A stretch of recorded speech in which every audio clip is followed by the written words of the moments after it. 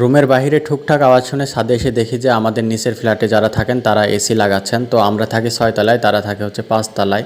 তো দেখেন 5 তলার উপরে কিভাবে এসি লাগানো হচ্ছে। একজন নিচে রয়েছে কোমরে মানে কোনো রকম একটা নামমাত্র দড়ি বেঁধে ওইখানে জানালার গ্রিল ধরে দাঁড়িয়ে আছে। আর এদিক থেকে দুইজন হচ্ছে দড়িতে করে বেঁধে এসি নামাচ্ছে।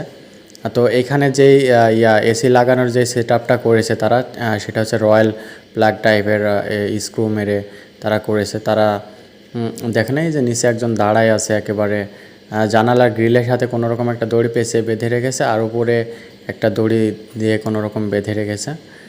দিয়ে ওইখানে সে একেবারে স্পাইডারম্যানের মতো ঝুলে ঝুলে কাজটা করতেছে। তো দেখে আমার কাছে একটু মনে হয়েছে একটু, যে এরা কত রিস্ক নিয়ে কাজ করতেছে এখানে 5 তলার উপরে, প্রায় 5-6 তলার উপরে।